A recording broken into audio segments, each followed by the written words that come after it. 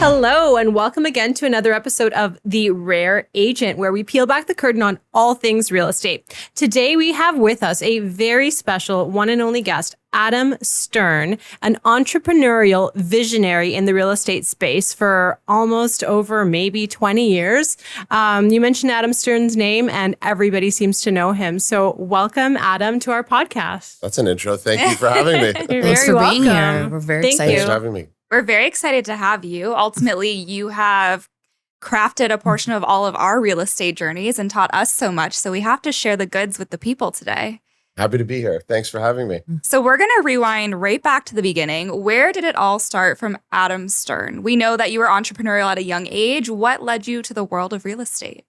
You want to talk about the entrepreneurial start Give us a or real quick, estate? we know you like to chat too. So let's do like a quick entrepreneurial state into the real estate. Into real estate. So I had a business when I was 16 years old, and I sold it. Actually exited around like 2021. It was an interesting time in my life where I had some sort of success, I guess, for my age, but I really had like no career, no job, I have no idea what I'm going to do with my life. So everyone told me to go get my real estate license. And at that time, that wasn't all that difficult to do. It was an open book test. And you basically had to copy clauses from the book to the paper, and you were tested and graded on if you paid attention to detail. That's essentially the test. So I did that, and I didn't really know what I was getting into, like probably most other agents. And then I had met this, one of my mom's friends told me like, oh, you should meet this guy. He trains realtors, and he was one of the first Canadian independent brokers. And I had went interviewing at a bunch of brokerages, and he said that he'll only hire full-time agents. And at that time, I actually wasn't planning on doing it full-time. And right in the middle of the interview, he asked me, are you going to be here full-time? Because we don't hire part-time agents. And I just said yes, even though that wasn't the plan. I was working on some property management stuff.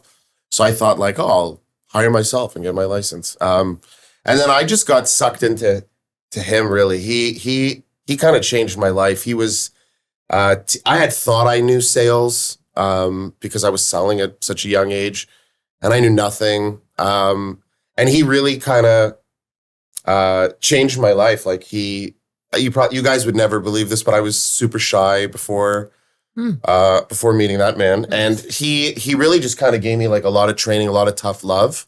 And he was one of the first, and he was training some of the biggest agents in the city. And I just listened to everything that he said. And then I thought, like every other realtor, I thought like maybe there's more, like maybe like he was pretty mean. I was going to say, we've heard a little bit about this, but for the listeners and viewers, tell us a little bit about what that training was like for you. So you guys, like we run like meetings, and we start at whatever time, let's say 10:30, and agents show up at like 10:40, 10:36, 10:42. Like our meetings were at 9 a.m. And if you were there at 9:01, you didn't come in, right? And then at the end of the meeting, if you were still in the building, he would call you in and ask you to explain to everyone else why you were late. I love that. I hate that. It was. He also would get, like let's say those weekly meetings were like, so how was your week in real estate? He would make you stand up and tell everyone what you did every single day in real estate, and at the end say, if you were to hire yourself, how much would you have paid yourself this week? Wow. It was just brutal because you had to like not only were you admitting it to yourself, you had to admit it to all your colleagues. And I was by far the youngest. I was probably 21, 22. The second youngest person in that office was like 40. So I was they were making fun of me, and I took it pretty seriously. But then later on, I thought like, there's got to be a better way. Like that's usually how my brain works. If Ryan was here, he'd laugh at me because I always tell him that. There's got to be a better way. And so I had spent a ton of money going around and taking all these different training seminars. I became licensed Brian Buffini, Tom Hopkins. I took all these different training seminars. And at the end, I really thought that what I was getting back home, because I did some traveling for that too. And what I was getting from him was the most impactful, but I still thought that there was a better way. I thought like, the principles he was teaching us, like those will never go out of style. Like they'll always work forever.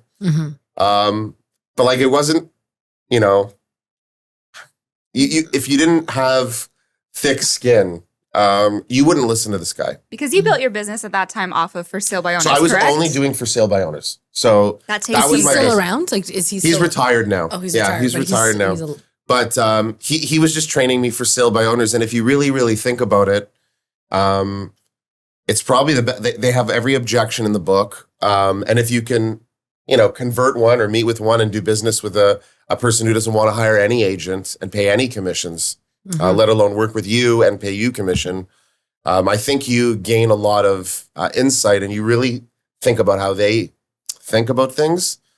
And so I really kind of took obsession with objection handling, as you guys probably know. And I just think that it's the most important skill set in the business. I have to just jump in and ask because you are so naturally gifted. You're a naturally gifted communicator. Did you have scripts and were you taught how to handle these objections by that person, or did it just kind of come naturally? No. There were no scripts. Oh. There were no scripts. He didn't believe in scripts. He, as you guys know, we talk a lot about questions, asking a lot of questions, and he would just train you on, you know, you probably have a good idea of what to say, but no one's listening to you. That was his harsh trait, right? Like, and so if you can formulate it into a question, it's more impactful. And that was, I've never heard of that before. And that was so new to me and it was fascinating to me. And so, you know, I started winning some, you know, rookie awards and I did some stuff, but really I had this, you know, background in business and this was just sales, or at least that's what I was being taught, was just sales, right? And I started becoming obsessed with the brokerage business, like from a really young age. Like I thought, wow, there is a ton of failure. Are there that many bad agents, or is there something like fundamentally wrong with this industry?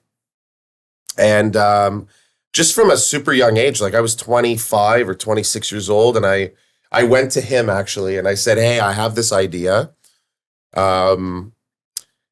on training new realtors, and I pitched it to him, and he made me feel so stupid. He told me, he's like, Adam, the wheel's been round forever.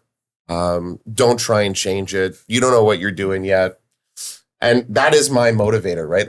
If naturally you dove in. If you tell me I can't, I become obsessed that I must. And so I figured, why not just go to the biggest? So I went to the biggest Royal LePage in Canada, and I pitched them this vision. And it's actually kind of funny because in that meeting, I was so ingrained in what I was pitching and what I was doing. And at the end, she had asked me a question. She said, have you ever trained an agent before? And I was like a deer in the headlights. I was like, no. She's like, so then why do you think this is going to work? I'm like, I just know it will. I just know it will. I'll do it for free. And so essentially I was offering these services for free. And I mean, we can get into it, but I remember when I knew I was doing something right, because I still had no idea what I was doing. It was just a belief system based on all these things I was trained and looking up the internet. And I know this dates me a little bit, but like Facebook, you had to have a university address to get on, and they had just dropped that rule. And I thought, man, like we always talk about working with your database. That is where your database is going to be. I got to, you know, ingrain teaching on this stuff. And I remember when I was at my first Christmas party at this brokerage, and some gentleman came up to me and he was like, hey, are you Adam? And I was like, I am. He's like, you've been working with my wife. And I was like, oh, okay, I don't know where this is going. And he's like, I just want to thank you. You really changed our lives. And I was like, what? Wow. I was like, that's insane. I don't even know what I'm doing.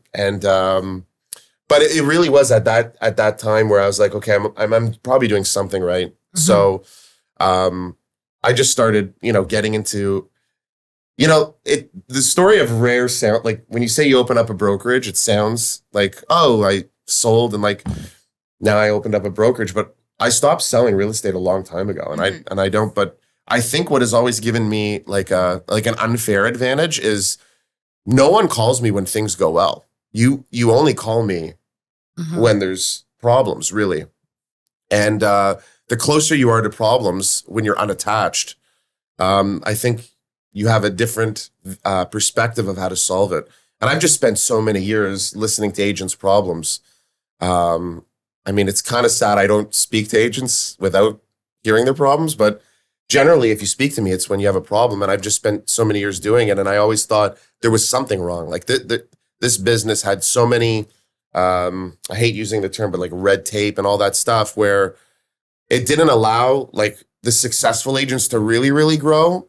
And I thought it gave an unfair advantage to agents who were newer to the business that just got sucked into this like training world that arguably makes no sense. So I will say you are really good at the whole bird's eye view perspective. And we all get so caught up in our individual businesses or watching what other people are doing and trying to realign with the market and what's happening. And it can be a lot when you're in it. And then to be able to have that call with you when we need it to say, hey, can you just like take a look at what we're doing? And you have such a different perspective from your point of view and expertise. So Right. you definitely do have a skill in that.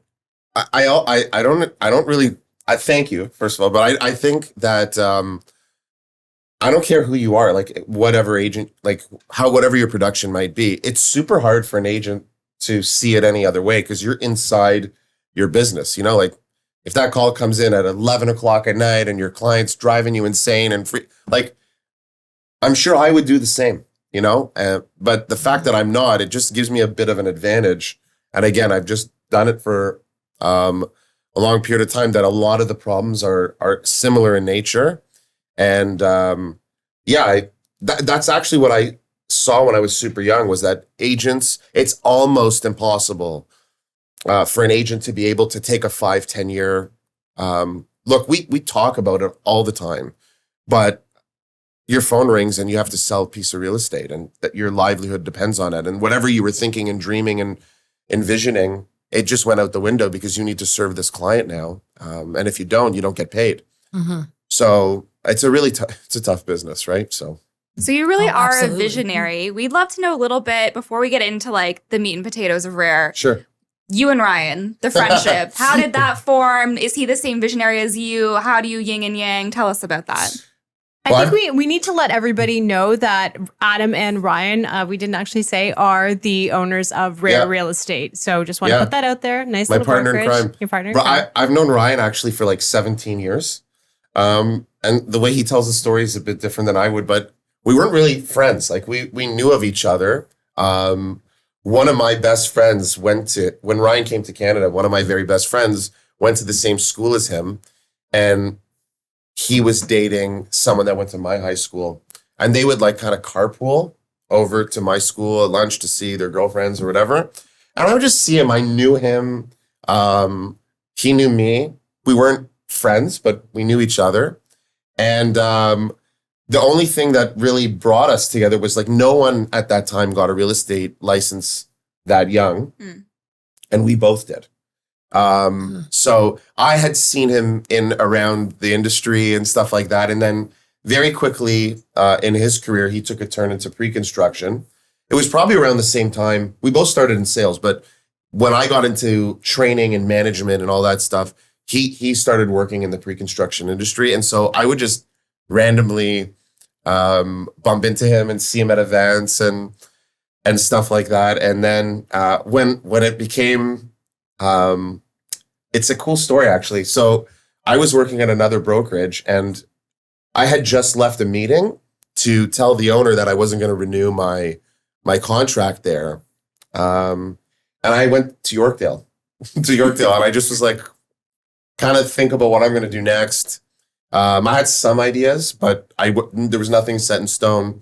And who do I bump into at Yorkdale that day is Ryan. And he sees me and he's like, hey man, what's going on? Long time see. What are you up to these days? I'm like, funny, great question. I don't really know, but I kind of told him a little bit about where I was, and he had been working in development, and that's when that's when it started. When we started working together. Can and we took call over it a bromance? A little bit, maybe. Can we call it a? So Ryan and I, like, Ryan, like we're very different, but we're similar in principle. Like we have a lot of the same beliefs, same wants, same kind of outlook on life, or similar outlook on life, but we're totally opposite. I'll overthink. He won't. There's a lot of differences. So I think we work really, really well together because I don't know if we share many of the same strengths. And that was for me evident pretty quickly, but it took a long time. Like we didn't, partnership is, it's like a marriage almost. And you have to learn to trust each other. And it's been a wild ride. How long did it take the two of you to decide, like, yeah, we're doing this? Like, are we best friends? Like, are we best friends? Like we had worked together at a previous company with a third partner.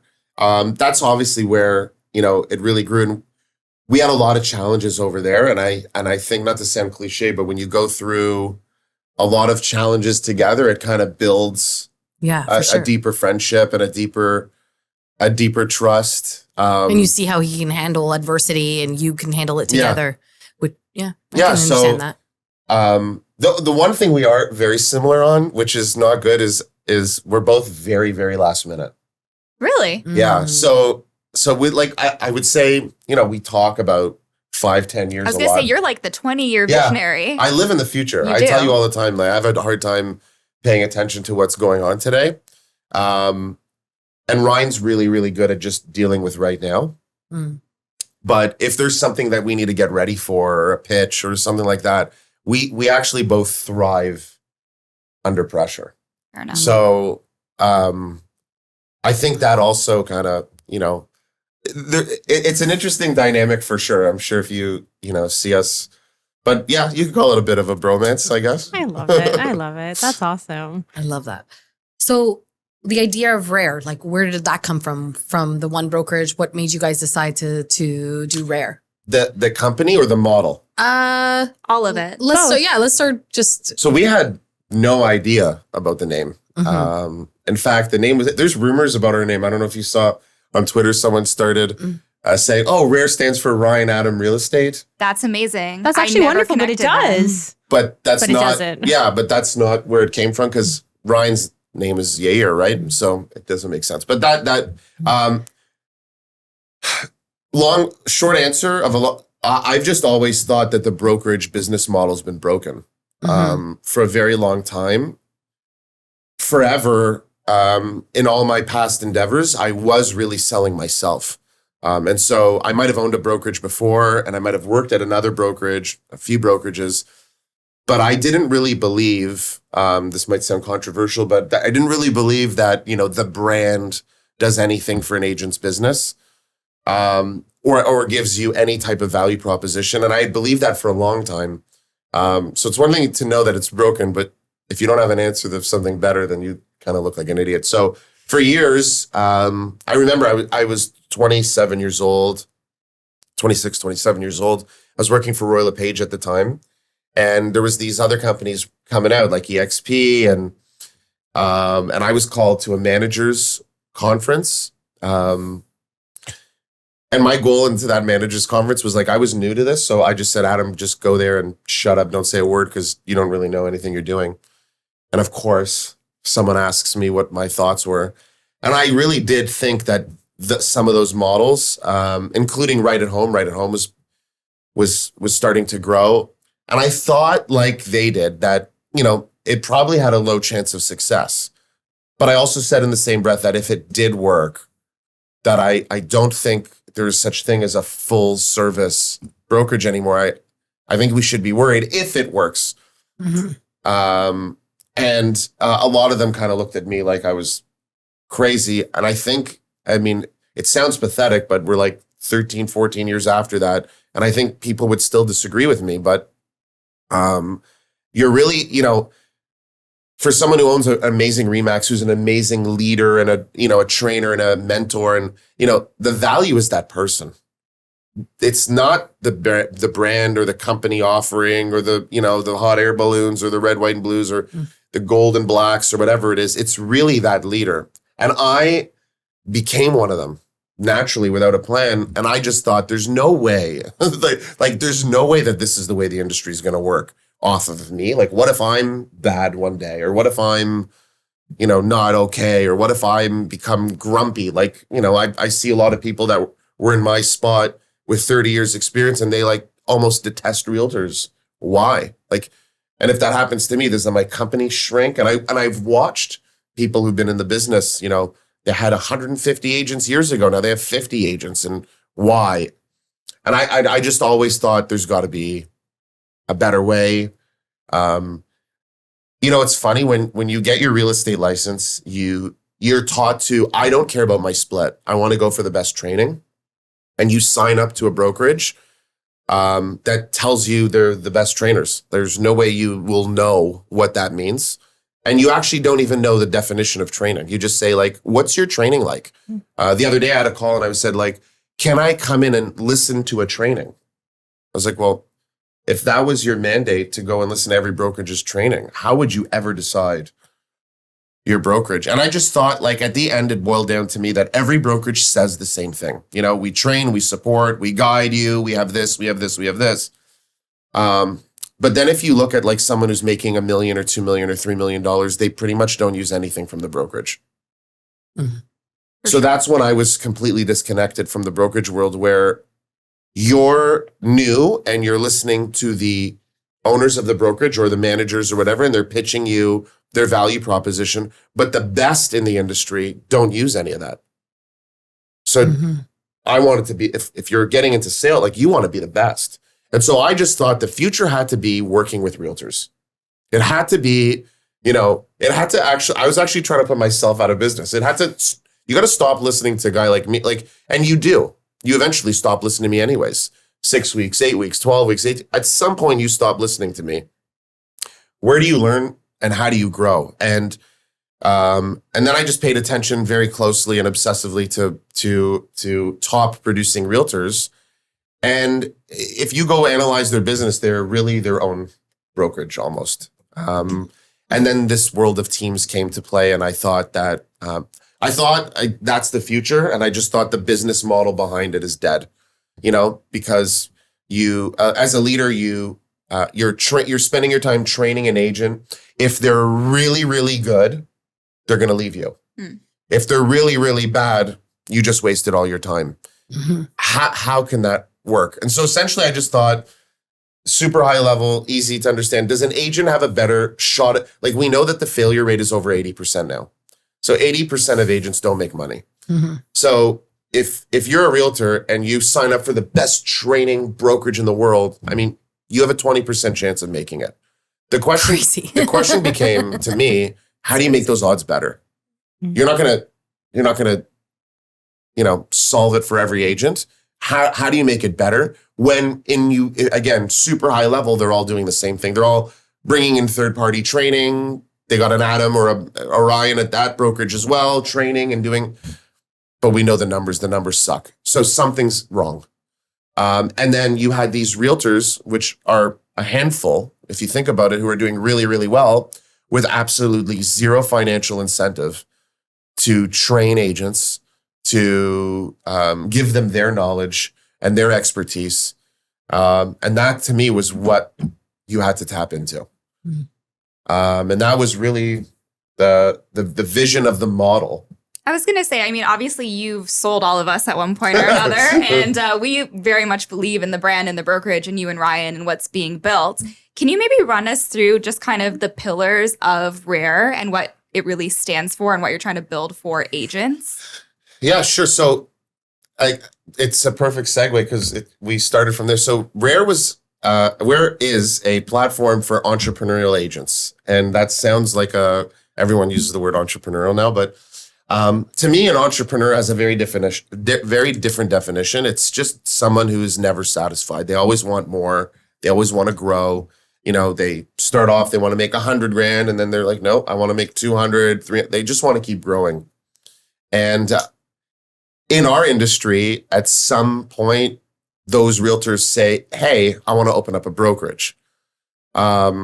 And then there's these franchise models that sell them, hey, like you can open up here and open up a local ABC Co. And now if you thought the realtor production was challenging, like 80% failure, 86% of realtor-owned brokerages who do not trade are not profitable.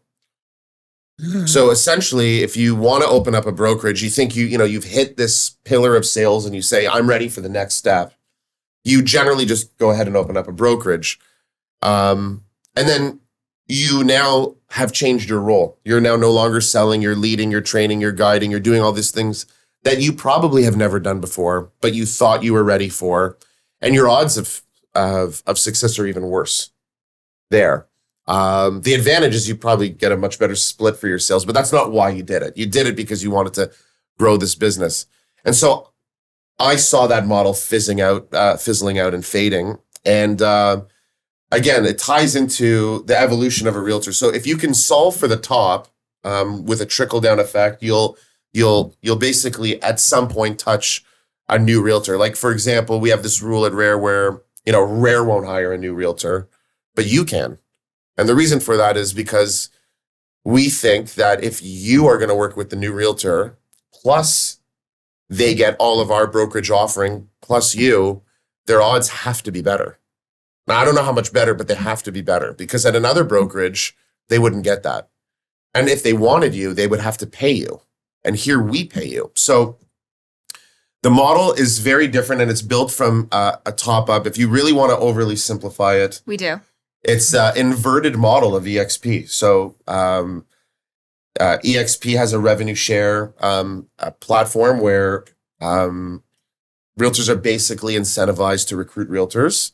And here it's inverted. So there's not that much effort going into recruiting at Rare, but our leaders, our top producing or our influential realtors have a value to give to other realtors. And Rare incentivizes those agents. And that's why most agents who are, if you're listening, you've never been recruited by a Rare agent, because it's not an MLM system where you're just looking for realtors to join your brokerage. At the end of the day, you're talking about realtors who already make a ton of money selling. They're not that incentivized to go and recruit realtors. They'd rather sell a piece of real estate. And the fundamental thing got lost in all these models, which was, it's all great to get a percentage of someone else's income, but if you don't sell, what is it that you're getting a percentage of? And so everything is rooted in sales. And so we try to help realtors build an actual business, or what we call it a real estate practice that has multiple streams of revenue, so that you're not left in this corner where you have almost an 80% chance of failure. And the goal is just to keep on adding tools and revenue building systems that are not available at a traditional brokerage. So I have to ask, when you first started sharing this concept with others in the business, maybe more at a high level, at a management brokerage level, what was your feedback? And did it fuel you? Yeah, for sure. Like a lot, like I've been told I'm crazy a lot, right? Like along the way, it's a very traditional business. It's a very, to some degree, archaic industry. And, I say this with the most respect, but like there's an agent out there who's probably 75 years old who doesn't know how to use any of the technology that we do, and they could still sell real estate. Mm-hmm. And they could do it really well. So what about the reverse on that? What about all these new agents that don't even know how to do the job of being a realtor? How does that, it's just, I don't know. That's where it brought me up. I was like, but there's like so many new agents running around that don't even know how to put together an offer. Yeah. Like, how do we solve that problem? Like, that's a huge problem too in this industry that I am like. And again, this goes back to incentivizing that top percent to do stuff like this. It's what, like I'm living proof. I trained thousands of realtors. I have a really niche set of experience in the industry. Mm-hmm. And, you can meet an agent that I've trained that makes 7 figures and they'll tell you, Adam gave me all of this. And it's super flattering. But I could show you thousands of realtors that I gave the same thing that it didn't work for. Of course. Yeah. So I think to answer your question, part of this model was a passion of mine to make sure that, we can all sit and talk around this table about those younger agents getting on TikTok and Instagram and looking like they sell $1 zillion. I'm deeply concerned about those realtors. And like what was a brokerage model? Like we're us agents, we all have our conversations and we're like, how does this, like, that's not even our job. Yeah. Like on a brokerage level, what do you guys say and think and feel about it? I think some of our leaders, like I'll bring one, like Daniel Foch, for example, to use him. There's someone who's got a humongous audience, a wealth of knowledge. And before he met me, like all he's getting asked is to go for coffee. And at some point, I'm assuming he doesn't want to go for coffee anymore with agents. How do you monetize that value? And to me, I think more agents would listen to him than they would listen to me.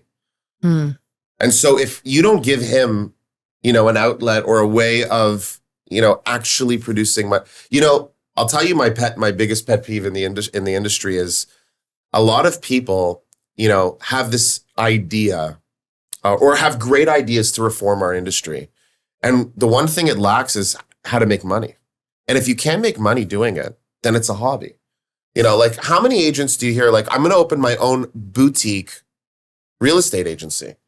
Well, I want to run away. Right? But boutique agencies don't make money. If you take the leader of that boutique industry and say, don't sell real estate for a year and just run your brokerage, they won't be able to pay their bills. Definitely not. So, and we would probably all agree that a small boutique group or an agency, or you would get a better service for sure. But they don't make money. So there's a lot of good ideas out there that don't make, and I learned some of those myself. Years ago, I thought doing agent marketing was going to be like the be all and end all. And then when I realized agents don't want someone doing their marketing, they want to do it themselves, even though we know it doesn't work, they're going to do it. So to me, there's a lot of misconceptions about our industry that are not known. I'll give you my favorite. Like when I used to interview new agents that would come in and say like, I want to work here. I'd say, why'd you get into real estate? And the first thing they say is, I love real estate. I love it. And I was like, okay, well, I'm an avid hockey nut. I love hockey. Love it more than probably the average person for sure. You don't see me on the Leafs. No. So it's got to be more than love. We get it. We all love real estate shows, real estate. But to make money in this business, I would argue, and it's probably argumentative, like it's not really about loving real estate. And it's a really tough competitive business. So I think a piece of that comes from, I feel like a lot of realtors struggle with the perception of the outside world. We can't 100%. just say we enjoy our job, we work hard. We have to say we love it. Yeah. We're passionate about it. It's more than work. It's more than money. It's more than a business, because there's this perception that we're greedy, pushy salespeople. So I feel like a lot of that is internal. We're like, we just love real estate, because we can't say we love our business and we want to work hard. For sure. Yeah. I mean, I think one of the biggest challenges in our industry is the perception from the outside. Yeah. What people think we do.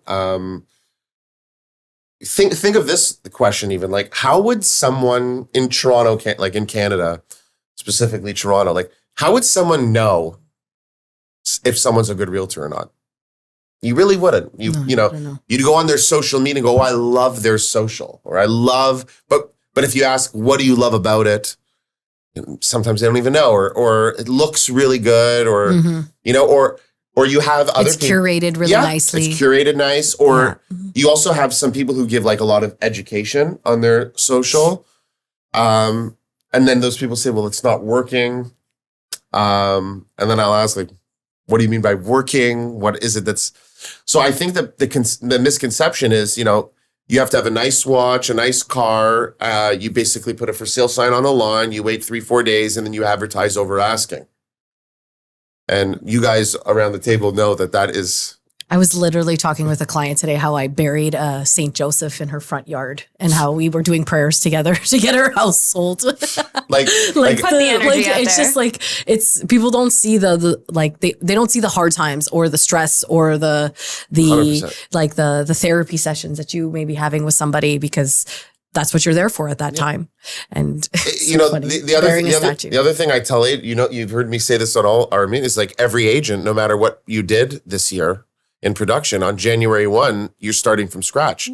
You know, so I always say to people, like, unless you're an agent, you don't understand an agent. You have to understand the psychology of an agent, where at the end of the day, we talk all about this income streams and revenues and all this stuff. But like January 1, you start from scratch, which was another thing that we wanted to make sure that we solved at Rare. So I guess the platform simply was to like try and solve as many problems for an agent who has a thirst of growing a business. If you're an agent who's looking to, you know, park your license, or, you know, like I want to do 4 deals this year, which there's nothing against that. There's a lot of people who do. There's probably better options, but we wanted to really solve for the top, or someone who had a goal for the top. And I'm sure you've met realtors who are like, you could just tell the difference. Like, you guys know some of our top producers in our agent, in our brokerage, like they're not satisfied. Mm-hmm. Like you had Justin on, like the guy sold more than some brokerages sell himself. He's not satisfied. He's not happy. He doesn't think that that's great. He thinks it's great for this year. What about next year and the year after? We wanted to solve for people who either are doing that or want to do that one day. A cool question that I always ask realtors is, are you happy at your brokerage if you were to make $2 million this year? Because they don't think that way. Right? They think like I'm happy based on my business today. But if someone came to you and wanted to buy this strip of land and you were going to make $2 million, are you happy with your financial arrangement and your setup and your brokerage? And most people would say no. And if you flipped it and said, if you sold no real estate, would you still be happy? And they'd say no. We wanted to solve for both those things, because the harsh reality is both those things are possible every year. 100%. For realtors. So Can we move on a little bit into what is next for Rare and what is coming up for Rare? I know that there are a lot of things that, you know, we've kind of discussed being in the back end and in cloud formation of a brokerage. Could we elaborate a little bit on that? Can we first jump into that with how much you've grown already? Like, what do you see for Rare in the industry? Can you just shout out, like, little prop up? How have we done since you've opened Rare? We never, I mean, it's we're humbled by our success. We credit all you guys for it. We'd love to tell you that was part of our plan. It was not. So Rare's just over 2 years old. We're going to surpass over $3 billion of sales in 2 years. We have, I think, about 115 realtors, which our resale will be 2 years old in September. So that's been exciting. And that comes with, we've had a ton of setbacks as well. When we were growing, when we launched, we thought like maybe we'll have 25 agents in the first year. I was gonna say, I remember talking to you and you're like, yeah, you know, we were thinking 30 agents. You're like, but we're already way past that. Yeah, we had no idea. And it scared me. And we launched in September, and in November, we stopped hiring realtors because we were nervous that, which is probably the rule you should never do that, by the way. You should never, ever stop growing your business. But I was just nervous that we were growing and we wouldn't be able to offer what we were selling to realtors. So we stopped, and we started again in February of the year. But so Rare, we call it a cloud and mortar brokerage. We have a few locations, but we're not really, our interest is not into grow numerous locations. Our locations are backed by our realtors. So if we have an entrepreneur realtor who wants to open up a location in a certain market, we'll look at that, and we have a business model that allows that agent to do so without a broker's license, without managing trust accounts, without worrying about compliance, without worrying about any of that. So that part has been good. But our vision and our what's coming to life slowly for me is our cloud platform, which is it's really an agent's back end. So there's a lot of cool tools that get developed for realtors. And this is not a shot at you guys, but I was taught years ago that if it relies on the agent, it dies on the agent. And so there's a lot of tools like on your back end. Like, for example, when you do a deal, there's so much paperwork. And our governing bodies want to give you more paperwork. Always. So at some point, the question is, does a good realtor, are the best realtors the best at paperwork? And we know this to not be Absolutely true, not. right? And if you think about it, it's why they're always forced to hiring virtual assistants or full-time assistants I'm like, on top of paying brokerage fees. So our software, although it won't be ridiculously exciting to the realtor, what it does is it solves a lot of paperwork issues where you're going to be able to just upload it and forget it. And then, for example, if you were to send a deal to your deal administrator via email, do you know if they got it? Do you know if they received it?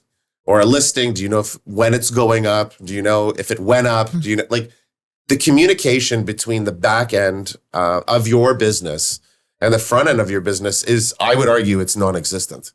Mhm. And so what this does is this allows you to streamline your business way faster. I call it like digital full service. Like, you don't have to fill out anything anymore. You don't have to do any of this stuff anymore. You let us do it for you. And then we have a communication tool where this will allow us to scale outside of Ontario. Right now, we're softly available to all realtors in Ontario, which we have some short-term targets to grow in different markets through Ontario. But once we launch our front end of our cloud, we'll be able to launch in a lot of different markets. So that's exciting, and it doesn't rely on your traditional brick and mortar offices. Why we call ourselves a cloud and mortar office is we still do believe in mortar, in actual office. We just think the way it's run and the way it's owned, and the way that business model works has to change. And we're excited about that as well. I will say, again, props to you. But you guys have really taken the time with this cloud platform. We've had little whispers about it since we've joined, but you did have a product and you weren't happy with it, and you guys started from scratch. You didn't just release something that was going to fail the agents. Yeah, thanks for sharing that, Kelly. But, no, we did. Last year we were ready to launch, or we were close to launch, and I don't know if you guys remember, but I came right out and told you, like, we were ripped off by, we were taken advantage of by a group, and the product we had was not what the vision was. And although it was hard to accept, to put a bullet in it and start from the ground up, it basically cost us a year. But I'm actually thrilled we did that, because that wasn't what we were wanting to build. And at the end of the day, like I always say, like, if you do it right or you don't do it at all, right? Like, don't half-ass anything. We see it in our industry all the time. So why would we do the same? And so I remember at our January meeting, we had a meeting. I was like, good news, bad news. Bad news is and so we did start from, we're super lucky. We have an amazing team now. Costly mistakes for sure. Time was taken, but we're really happy with where we're growing and what we're about to roll out now too. So That's awesome. Very, very exciting. And to add to the excitement, we also know that Rare has a prominent placement in perhaps a new upcoming television series. Did we want to maybe discuss a little bit about that, or when it would be launching, or what Sure. it's all about? So that's a shout out to you guys' colleague, Brett Stark. Brett was chosen by, Brett will be on, it's called Luxury Listing Toronto. It's an Amazon Studios production. It's been super fun to be a part of it. I have a very small piece in it, but it's been It's been very fun. I saw that there was a helicopter, perhaps a yacht, just lots of exciting things happening over there. Yeah, it's been a cool experience. So Ryan and I have a very small role in it. It's really featuring Brett and another realtor from another group. It's been an amazing experience, but to have your brand and your company on an Amazon series that's supposedly broadcast in 240 territories. I don't even know what that means, but 240 territories. That's it. It's exciting. Also being part of seeing behind the scenes of those. Oh, I bet. The way that it's really cool. Like a lot of people think it's fake, which it's not. Like these are true stories that get told through the eyes of production, and it's really cool. It's been a cool experience for sure. Like to be in a scene where you have like 30 cameras and all these people around you. It was really cool. And if you guys know Brad, like he's a natural, right? Like he's built for this. So, Totally. Something I just found out. He told me that like 7 years ago, he put it out there. He said that he wants to be Canada's most famous realtor. He manifested that. And I didn't know that. He just shared that with me last weekend. And now look, so it was really, it's really cool, but that's exciting, right? Like that's an exciting thing to. Like such a great brand promotion, like For especially if we're expanding through Ontario, then like once we expand even to other provinces, is like already a foot in the door. People are already going to know the brand. I have to which I ask think though, is so what was it amazing. like taking your brand, your baby, and allowing it to be involved in that? Was that a scary process to let go? Mm-hmm. Oh yeah. Like if you see also the contracts that you sign and these things, you really are letting it go. You're handing it off and you really have no say. So yeah, that was an experience. I bet. That was a pretty wild experience to just going through that. All your fears of what they could do with it and how they could portray it and knowing that you're irrelevant in it is scary for sure. Or do you mean like not having a say on You have how no say, yeah. like how Yeah. it will look? I agree. So- it is scary That was because we all want curated images. yeah. We all want Like people to know. Amazon's gonna listen to me. They're like they don't care. So but yeah, that was a cool experience and I'm excited for Brett. Like it's a really cool thing and I really also I think it's a captivating story because I was with Brett from the beginning and it kind of tells that story and I think it's a super captivating story. So jumping off of that and just speaking more to the future of real estate and what it looks like for an agent versus teams and whatnot. Brett is like an exemplary real estate agent on his way, obviously on a trajectory upwards for sure. Do you believe that media is going to have a larger role in real estate, or do you still see, I guess what we were talking about earlier, it's like, you've got those agents who you don't need the social media, they've got the sales. What do you see the future of real estate being in 5 to 10 years? well, first of all, I don't know. He's already there. I live there. I do live there, but I don't know. I'll share my opinion. But I have no idea. I think so along the years, there's been technology that kind of tries to eliminate the realtor. Mhm. And I don't believe in any of that. Me too. But I do believe that technology that will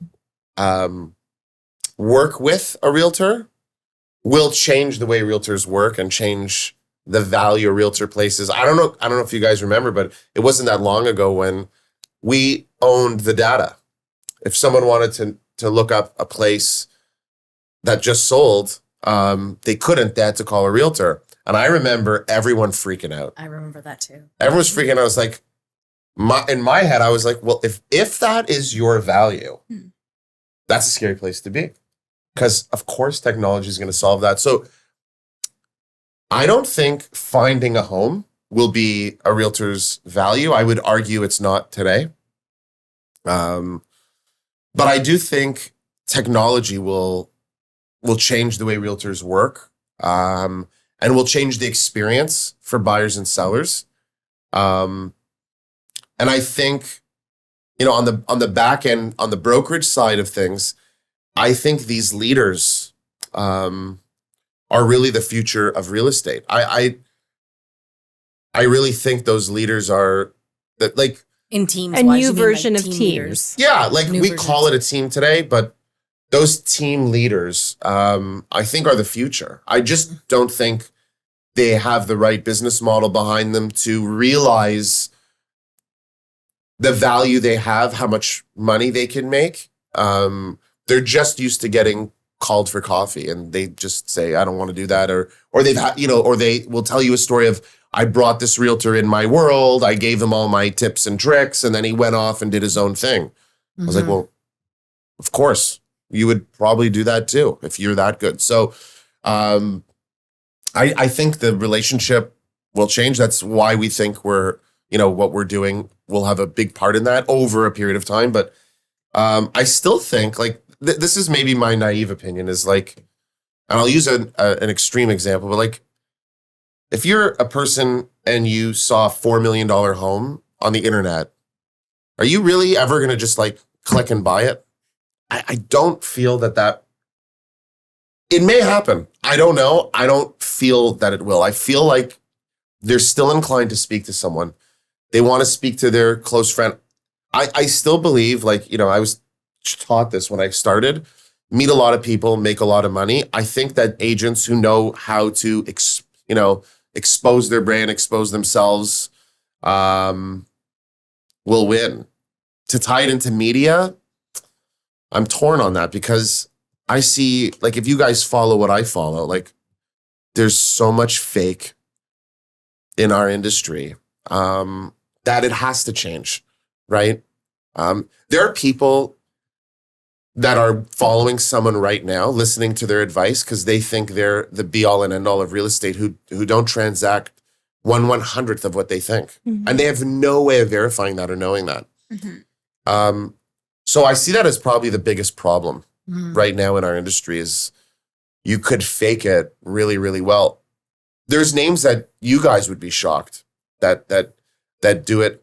Now, I actually tip my hat to those people because I do. I think, like, good for you. Like, if you do it, and I think it'll work. The whole fake it till you make it thing, like, probably works. That kind of leads me to a next question then. What opportunities do you see for the agent in 10 years from now? What do you see happening today that you're like, you know what, if somebody taps into that market or taps into that, style of marketing, they're going to be winning 10 years from now? I say this on my sales call that we do every week, but we do attend. I'm just attesting that we are there. If I was selling today, like, I would be motivated by how bad your competition is. Your competition generally is horrible. They really bad. And if you were able to tap into giving a voice and,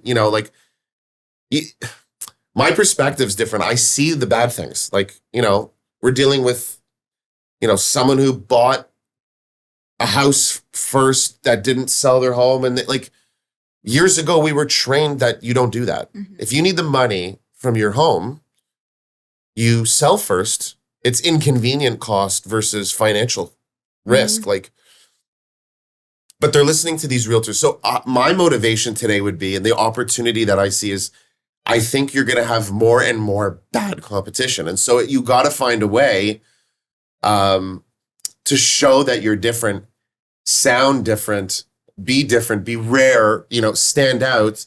Because I really think that that's, like, I see people transacting with, someone who sold 2 homes in a year. Like, how? Like, would you want to really, like, if you had to get like a heart surgery, would you trust a doctor who's done 2 of them before? You'd be freaking out. This is people's biggest most people's biggest asset that they own, and they hand it over to, something they saw online. That's exciting. If you think that like, if you already know that can happen, to me, that's the opportunity. There's someone out there that's handling a client that should never be handling that client. And so if I'm the value, that's the opportunity. How do I show that you're different? It's the same thing for me. Like, again, I'm not trashing other brands, but if I ask a realtor, like, why are you happy at your brokerage? If they don't tell me about their leader, it's never happened. It's usually the leader. And then if I say leader aside, all those fees you pay, compound that by 10 years, are they still worth it? You still, and they're like, oh, I didn't think about that. But that's our industry. Our industry is almost like it's never being torn down and fixed. It's just being refined before we find ourselves in a very strange industry in place, especially with social media. So I'm going to actually go ahead and throw you a curveball now. all right. If you could do anything other than real estate, what would you do? Oh, I would love to do everything other than real estate. I actually think a lot about other, but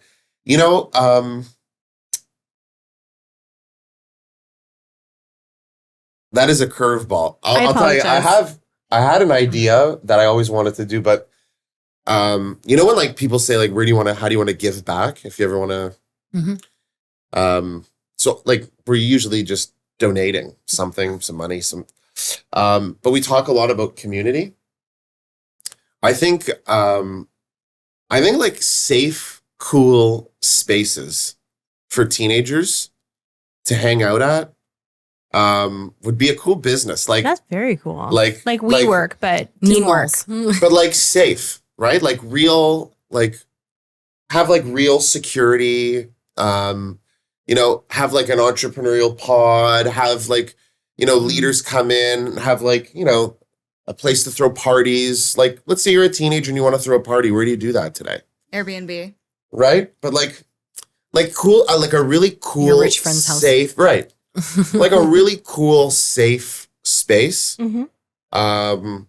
I think that'd be like a cool business and a cool way to give back. Like I think your communities are better if they all had like a place where people can come, kind of like a little almost miniature world for a younger adult. I don't want to limit it to a teen, but that is cool. Something like that. But anyways, I'm not starting it. So if it's a cool idea, someone could take it from me. Jump on that quickly. Last curveball I'm going to throw at you. Who, if you look up to anybody, who do you aspire to be like? I get this all. It can be real. It can be an actual celebrity.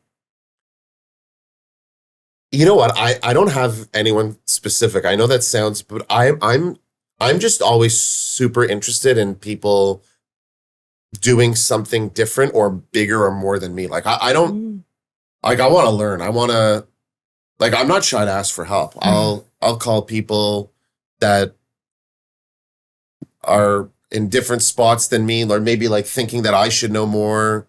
I look up to people who are doing riskier, adventurous things that I probably wouldn't do, that I want to know why they do it, how they did it, how they started. I'm super curious about people, and I've been that way since I'm like a kid. Like I've always wanted to know, like, how did you do what you're doing?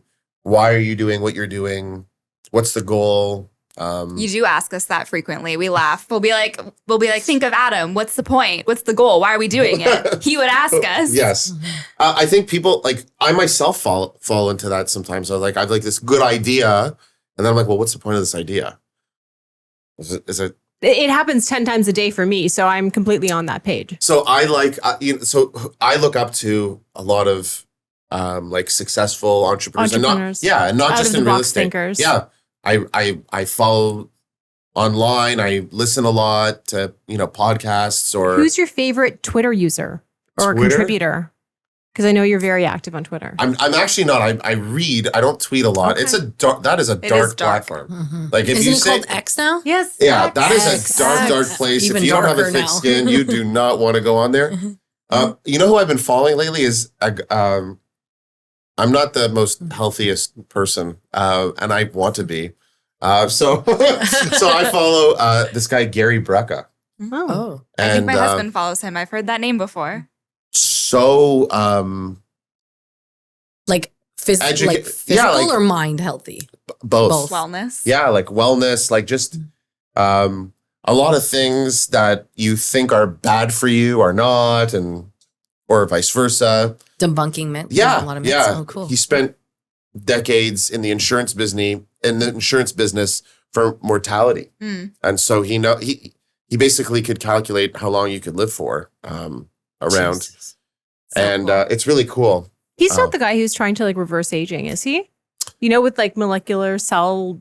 No, not obviously. not. Anyways, Where is this podcast going? with no further ado, though, it is time for the Rare Roundup. So we're going to pass that one over to Christina today. So, yes, I'm excited. So, first question. What is your favorite GTA neighborhood? Or do you want to escape? I do. My favorite area, probably Yorkville. I like Love Yorkville. Favorite fast food go-to? McDonald's. That seems to be popular. And in your opinion, what makes an agent rare?